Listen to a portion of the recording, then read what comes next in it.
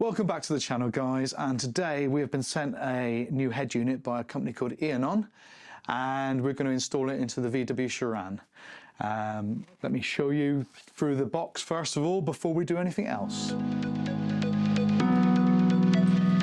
We're Mark and V, and this is our adventures. First thing we're going to do is we're going to open up the box and have a look and see what we've actually got in here. So we'll start off, we've got two packages. We got a decoder for the rear camera, and we got the actual head unit. I'll put all the details down below so you can see exactly what we got. So first of all, let's have a look at this one. This is the head unit.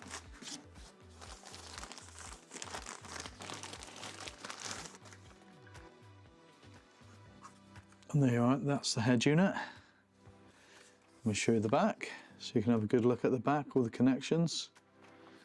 You can see aerial antenna.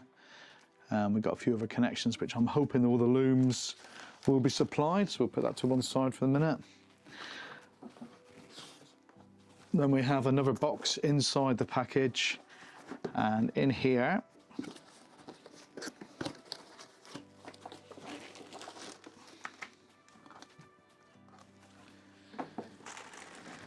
we have a big bag of bits and pieces and a user manual and instructions on where all the components go. Let's open them up, empty them out, and we have GPS module, microphone, USB cables, that's to interface into the unit. Both of them are USB. USB 1, 2, and CarPlay, if you're going to plug in your CarPlay. Okay, so then we have, right, that is all one unit, yeah, that is all one unit. So we have a loom with various bits and pieces on here. I'm sure we'll learn what each individual bit is as we move through it. That's obviously something to do with the car aerial. We plug a standard car aerial into there. There is an amplifier as well that's available for this unit, which is a separate purchase.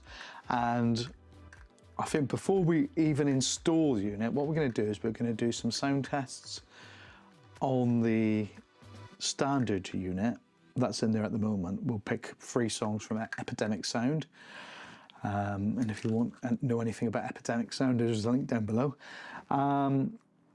We'll pick 3 tracks, a bass heavy track maybe, a poppy song, and maybe something classical, so it's got a bit of all 3. So we'll play, I mean, 5 minutes of each.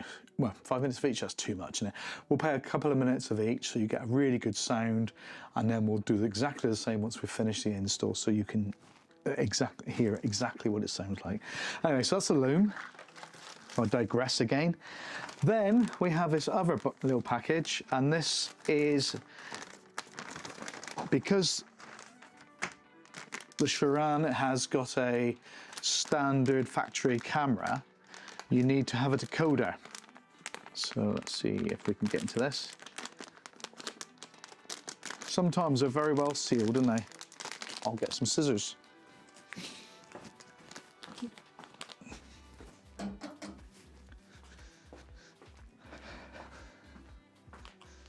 And there we are, some scissors.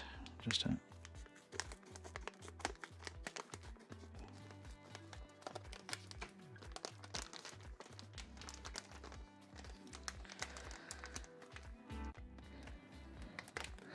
and he still struggles to get into the bag. There we are, we're in. There's 2 components here. So we have a decoder box, and we have that would plug into the loom, and I presume the rest of it will plug in. So that plugs into the decoder box, that plugs into the loom, and we'll see if we need them as well. I'm not sure if we will, but all will become apparent once we start doing the install. I think it's time to move into the car, don't you? Okay, to remove this stereo, there's a process that's got to be done. We have to remove this trim first, then we have to remove this trim, then we have to undo these screws in here. I'll show that as we get to it. And then we prise out this surround, and then the unit will be exposed. So it's quite a process to get to it. So that's the first thing we're going to get on and do. Okay, so I've got 2 cameras running at the moment. I don't know if I'm going to continue with the 2 cameras because I don't know if you can see it. Now, I went all around trying to find the easiest place to start, and that really was the easiest place. So it's pretty similar to there. And there you are, you see it pop off. Got to be very careful with these because they can snap very easily. So get yourself some trim tools if you haven't got any. Don't try and do it with screwdrivers. And there you are. Slowly around. There's no prizes for going fast on this because the chances are you try and go too fast and you're going to break it. There we are. Just very gently, and always get more nervous when you come up to these thinner bits up here. So just try your hardest. That's it. See how I did that? I just like found a little bit of a space. There he is, and he's popped off. And you can see what's holding him in. These clips. So I'm going to put that one at the back, nice and safe now, so we don't break him, so we don't stand on him while we're doing something else. So that's that. We got 4 screws that are torque screws that need to be undone there. This trim needs to be released, and we need to do up top as well. Now, something I really can't recommend enough is one of these magnetic trays. When you're taking screws out and you don't want to lose them, this is brilliant. I always have. I've got quite a few in the garage. If you want one and want to find one, there's links in our Amazon shop, which is in the description down below. So cheap, really recommend you get yourself one. Right, now it's a T20, I believe.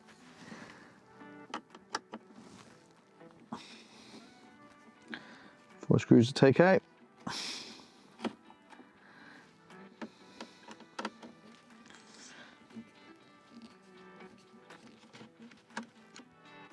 You'll notice as well that they're not coming out that easy, so a little magnetic tool wouldn't be a bad idea as well. Sometimes you can get your fingers in, sometimes you can't. I've got big chubby fingers and it's not always the easiest thing to do. But as we pull it all out, you should very carefully be able to take them out, and I can. Last thing you want to be doing is searching around on the floor trying to find bits and pieces. There's nothing worse. I've been there, done it many times. And there you are, look, they're in there. And they're in, because they're magnetic, they're in. So that piece is done. So the next stage is we have to think about releasing this, and we need to release that tray on top. So I think what we'll do first of all is we'll release the tray on top. So again, some T20 Torx bolts.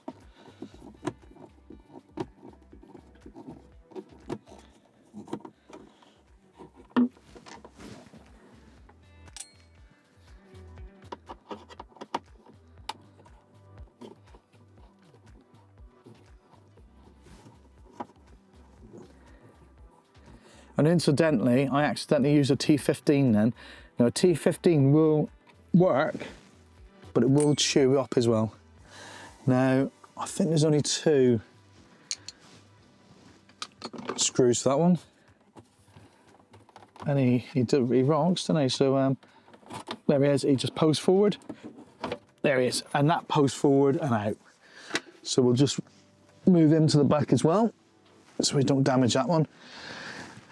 Now, I'm going to take you in to have a little look in behind, because there are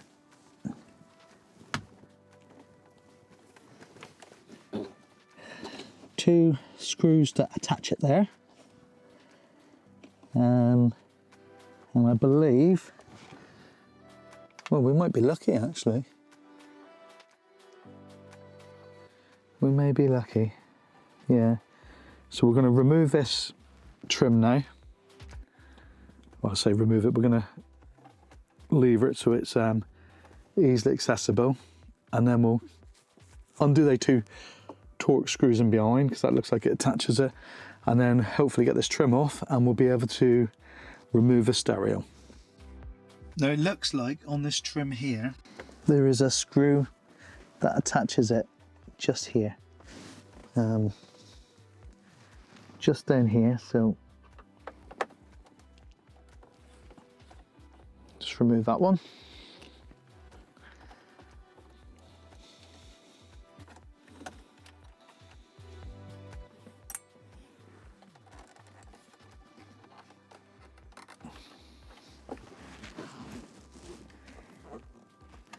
Can't see anything else attaching it.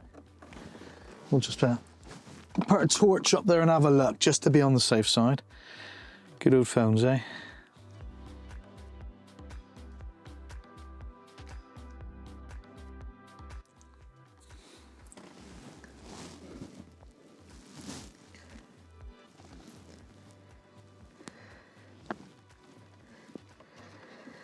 No, can't see anything holding it. So let's see if that will pop out now. Remembering to be very gentle as you're doing it, because the last thing you would do is break anything. It does feel quite solid.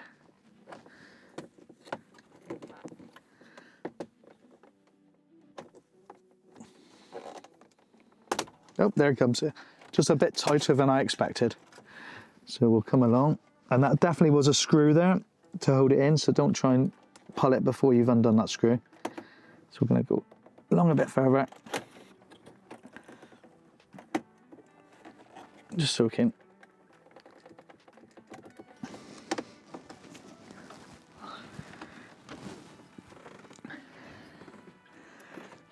now we need to be able to get in underneath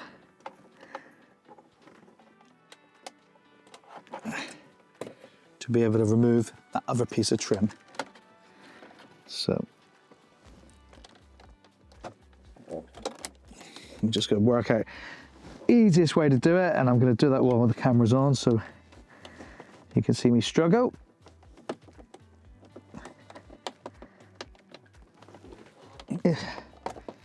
Normally you'll find a place that will pop easily, and then the rest of it will follow. Now I'm presuming that this trim is designed specifically to hold it in, so let's see if we can't do a little bit further down. There he is, a bit more.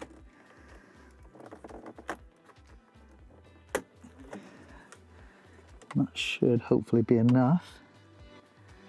I'm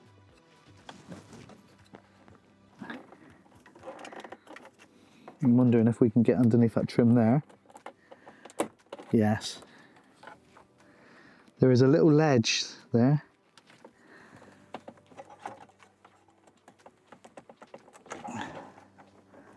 So we'll just try and pull that trim off very, very carefully. That seems to be the order of the day, doesn't it? Very carefully.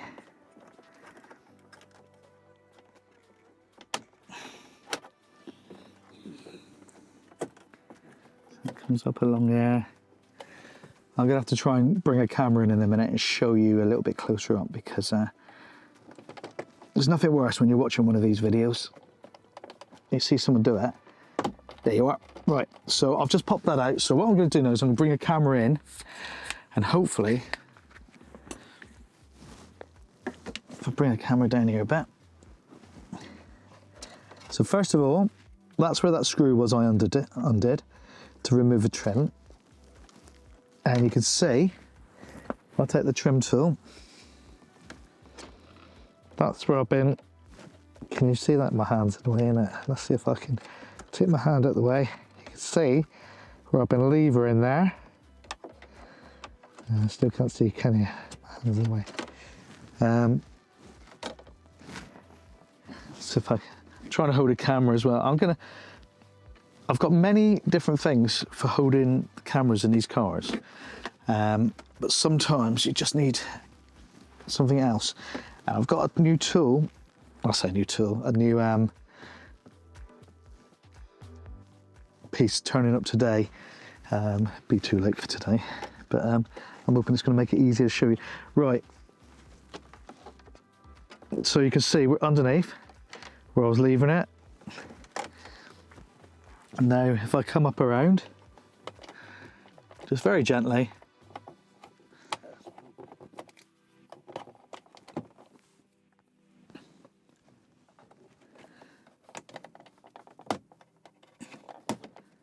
so there I'm just coming along the top, very gently again. And maybe sometimes you've got to use two of these. Just, you can feel the clip there. And it feels very tight.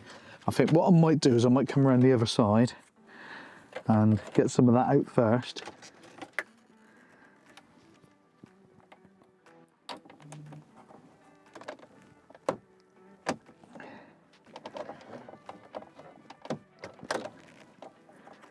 Put them in, and we'll just put another piece right beside him.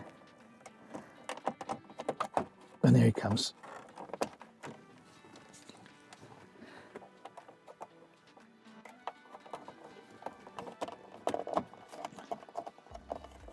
Nearly there.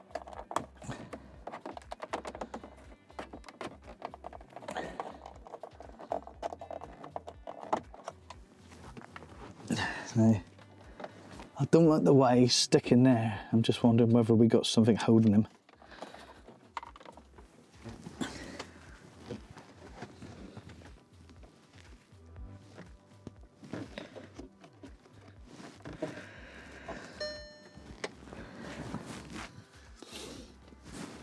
Not quite sure what I did then. Right, I'm going to take these, I said about these two screws at the back here. I'm going to remove these a minute, just in case that is actually holding the trim. And I think it is actually holding the trim. Yes, you can see as soon as I start undoing it, it releases there. So don't make my mistake if you're doing this. Undo these screws first. Now he's gone at a slight angle because he's got tension on him.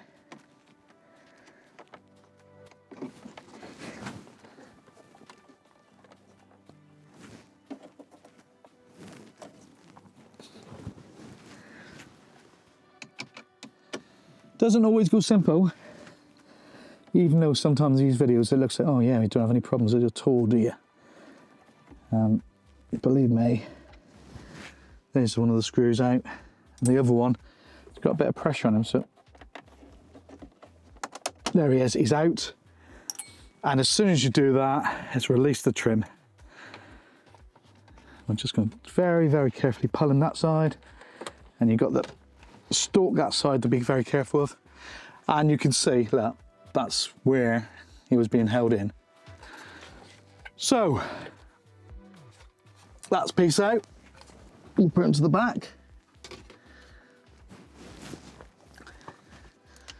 And that just leaves 1, 2, 3, 4, and we're actually at the stereo. So here we go. And then we get to start looking at putting stuff in. What we will do as well, when we come to putting it all back in, is we will make sure everything works before we start putting all this trim back in. Because the last thing you want to do is put it all back together. This is not the simple, just pop your, two sliders in the side of your stereo and pop it out. There's a little bit more involved. It's not terribly involved, is it? But you don't want to be doing it over and over again just because you made a silly mistake.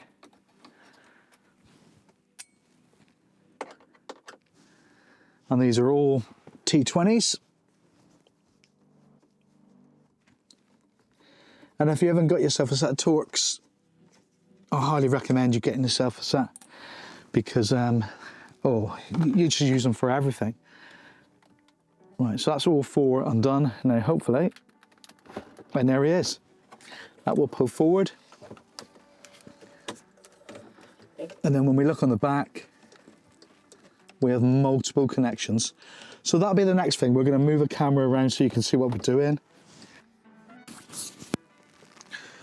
Okay, so we're here in the car, about to dismantle the head unit. I've got all the new looms sat there ready to plug in, and the head unit I'll go and grab in a second. Now, the first thing we're going to do is we're going to remove all the wiring from the back of this one. Hopefully you can see this. I don't know if you can really. Let's see if I can go down into the unit a bit.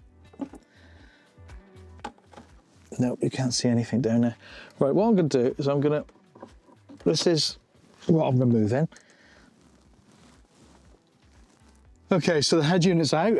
So the next thing we've got to identify is what is the DAB radio and what is GPS. We know that's FM.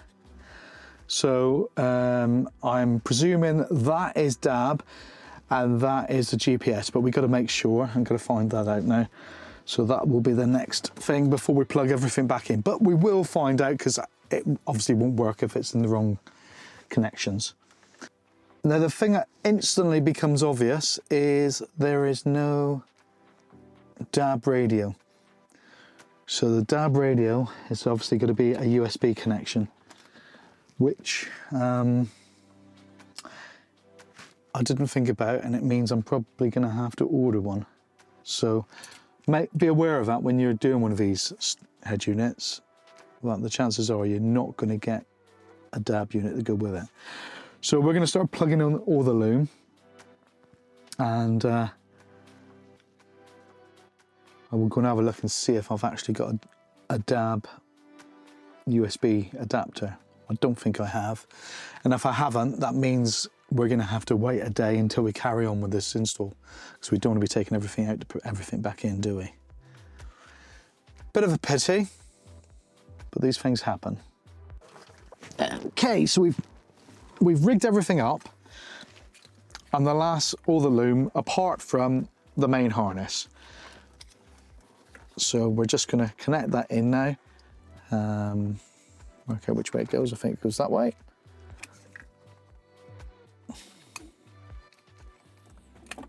This is the hardest bit when you're doing these things, because you've got so many wires dangling around. Yep, so we go that way.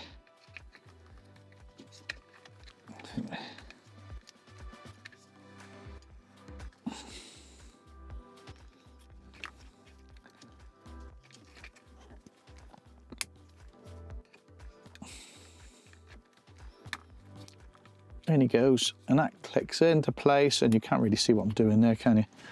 I'm hoping you can maybe see it from that one. So we're now just gonna, the only thing we haven't got connected at the moment is the GPS and the DAB. Now the GPS goes there, and I think we're gonna have an adapter to go onto that. And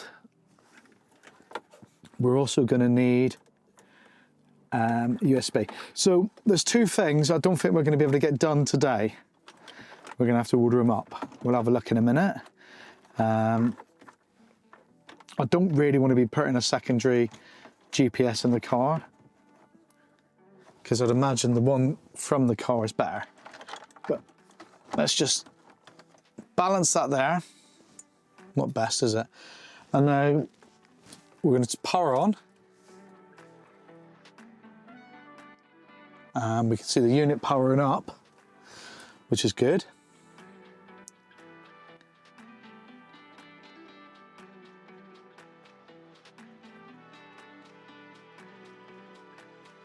It's taken a while to boot up the first time.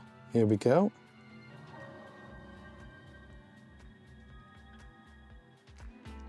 So it's booted up.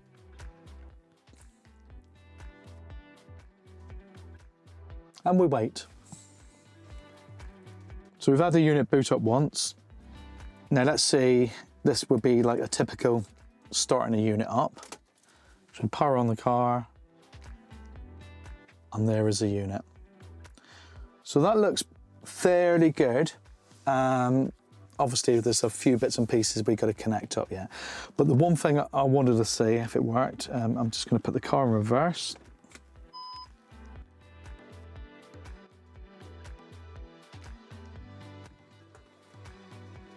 And we don't appear to have any camera. This is what worried me.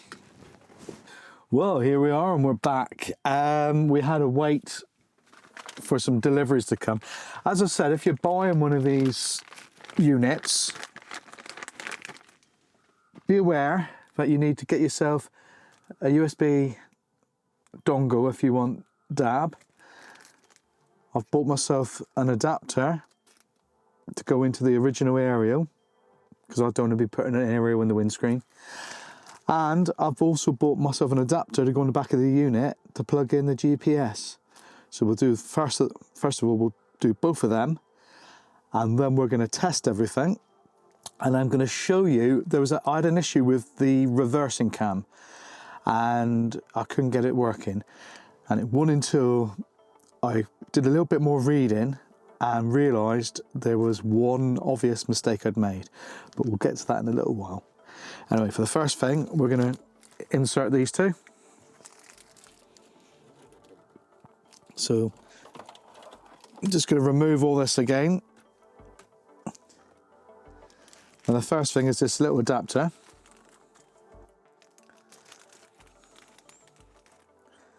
And that's going to go on here. And that's where the GPS will connect.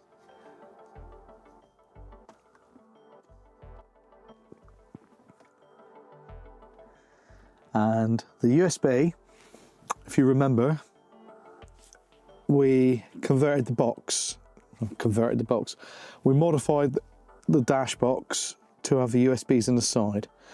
So I'm going to go and get that box now and we'll rest that in place. We're not going to screw it in place yet because obviously we need to get in to do the top two mounts for the trim when we put the trim back in. So I'm just going to go and get that. Then we'll connect everything up. Then we'll do a test of everything and hopefully everything is working. And once we know everything works, then we'll be happy to move on to the next stage of putting everything back together.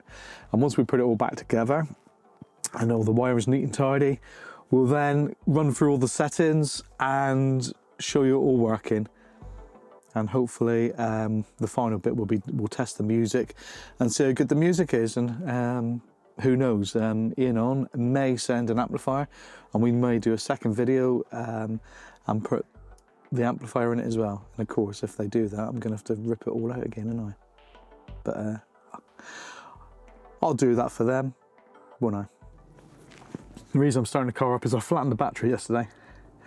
So we've connected everything up and straight away you can see maps looks like it's working. So we'll just go into maps.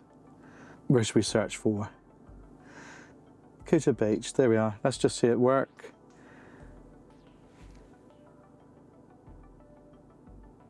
Directions, it won't be able to do it, but I can tell you that is definitely Kuta Beach. I haven't signed in yet because we have a special account for our vehicles, which I will sign into later. So that's definitely working. Let's go back to home and hopefully there is a radio app of sorts.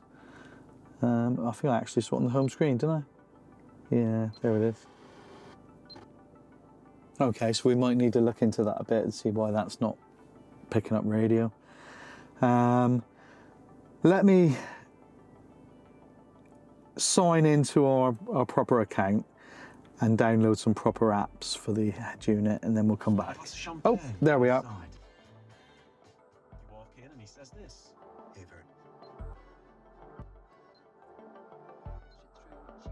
Right, that last bit I've just blanked out because the music did come through. So if I go into that app, you can see there, if I go through now, It's obviously finding the stations all right. It just had a scan. So I was just being a bit impatient. I will install the DAB app now. I'll turn the cameras off to install the DAB app, sign into our account, and then come back, because I think we need to do that next. If we're happy with that, we'll have DAB, GPS, and the other thing I was talking about, well, no, I'll do that now. If I put the car in reverse, you can see it works now. However, when I first did it, I noticed that what you have to do, long press on the screen, press camera, and you have to go into the settings here depending on your camera. Now, if you've got a default VW camera, it doesn't stay there very long. It's NTSC, and it works. All the dip switches on the back of the little dip switch, I'll show you that in a minute before I put it all back together. And the only other thing I've got to sort out now is all these extra guidelines, but we'll have a look at that in a little while. It looks like the car is being recognised, I think, showing the sunroof and everything, but we'll make sure the CAN bus is recognised. But that's the things we'll go through in the setup. So at the moment, I'm quite happy with most of it. We're going to sign into Google, get a DAB app installed, make sure DAB works, then we'll put it all back together. Now, something else, the connections on the USB, I always tend to put a little bit of tape around just to make sure that they don't come apart, because nothing worked, you know, if it was to come apart when it was in there, it would be a nightmare, because you have to take it all apart again, don't you? Now, I know that I may have to take it apart if they kindly send me an amplifier, but I don't want to be taking it apart for no reason. So just putting a little bit of tape around. I use frog tape these days. Basically, it's really easy to peel back off if should you need to, and it doesn't leave so much mess. Being careful though, there are some little holes on the USB stick, and I think that could be for venting. So don't cover them up. It might not be for venting, it might just be style, but we'll leave them clear. Just make sure that's secure. And what I'll do is I'll take the other camera in there so you can just see what I'm doing.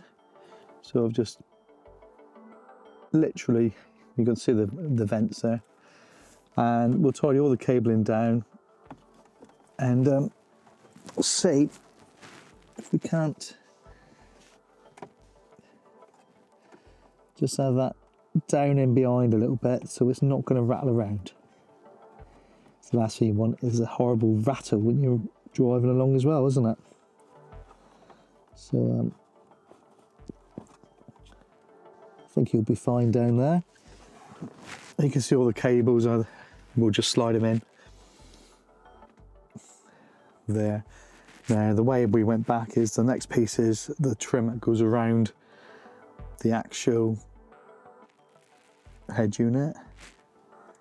Then we put that one back in, and then we'll put the top piece back in as well. Obviously the trim has to go in before we do that, because there's just two top screws, isn't there? Like taking out, just be very, very gentle, and it will eventually all go in.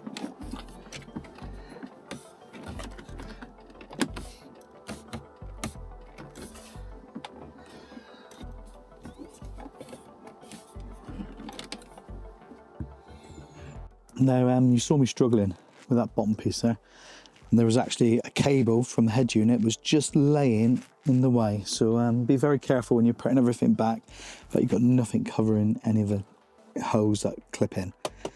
And then literally, now this is the only thing I'm uncertain about at the moment. This clip that holds on, I don't like, so I'm going to see if I can't find a 3D print that will hold the microphone in a better position. And maybe just mount him there somewhere. But he needs to be pointing a bit more towards the driver. So we'll leave him just free at the moment. And we'll come back to that and see if I can't find a 3D print to do that. Now, don't forget, there was one screw up there for the silver trim. It's nice when everything starts going back together though, because if you just feel so much better. I'm looking at that already and it looks quite tidy, doesn't it? I'm quite happy with that. So that unit had 4 screws, didn't it? Mount somewhere around there. So that one goes in like that. And then we got this box, which we just got to tidy the wires in. You know, probably, if I remember rightly, I think the back went in. Now this is going to be a bit more difficult because I've got this extra bit of wire in now. So we're just going to wiggle him about a bit.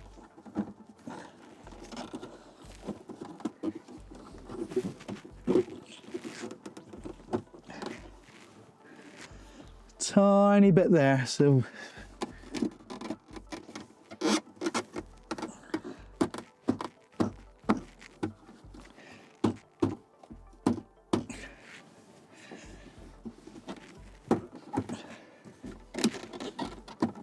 there he is.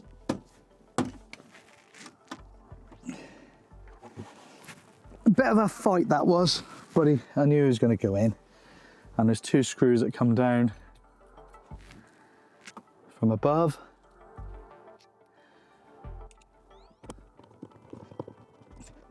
What?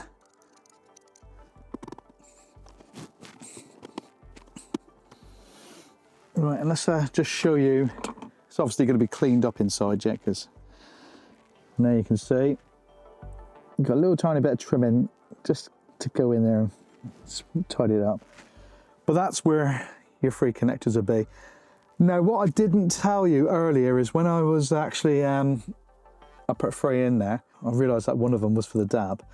So what I've done is I've added an extra extension cable, which you can see is actually hanging down here at the moment, and it will come over here somewhere. And I will use that to be able to plug in an external battery, so I can put a camera in there and charge it if I need to when we're parked up. So there also was going to be a hole in there and I didn't really want that. But if you're doing it, just cut 2 hose, don't cut 3 hose like I did. There we are, the final bit.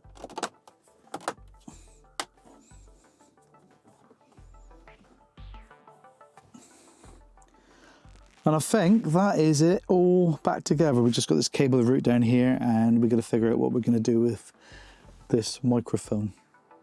I really dislike the external microphones. There has to be a solution.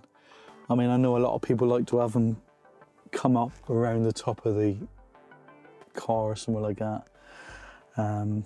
There is a microphone actually on the unit up there. So it does make me wonder whether that would be good enough. I don't know. But we will figure out some way. I like my dash to look as tidy as possible. And I think if we could mount it in there somewhere, just so it's looking back towards the driver, because that's who's going to be talking on the phone. Maybe that would work. I have mounted them up here occasionally, but you end up with this cable hanging down and everything, and I really don't like it. So I think what we'll do is we'll have a little think about that and have a look on some 3D print sites and see if anybody's come up with a solution. And if I do, I'll print it and I will give them credit for it as well. Right, that's done. The install's done. I better take a photo, won't I? So I promised that I'm going to take photos of it all. So let's just try and get a really nice photo. Well, here we are a few days later after the install, and as you saw, the install went really well. Had a few little niggles.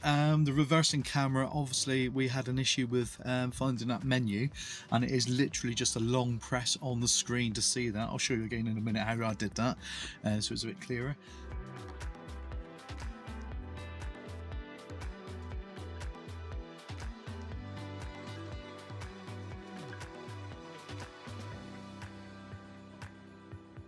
And the dip switches, you need to look at the dip switches. If it don't work on initially, you might have to change your dip switches to position 2, and they all change to position 2, or they're all on position 1. There is no on off positions. The CAN bus setup as well. I went through the settings in the car app and I found a setting for the VW Chiran, but I noticed that when I was driving, the center display on the car kept on changing. Now that was something to do with the stereo setting on the CAN bus changing it, so I ended up changing it to a different setting, which I will show you in a minute as well, and it seems to be fine. I've been driving it around for a while now, and it seems to be fine. The reversing camera works. I had to go for a few settings to make it turn. Obviously it does it for left-hand drive, so when you turn right it was turning left, so it's a bit confusing, but that's all going through the settings as well. We know how, I haven't done it yet, but I will be doing a boot logo.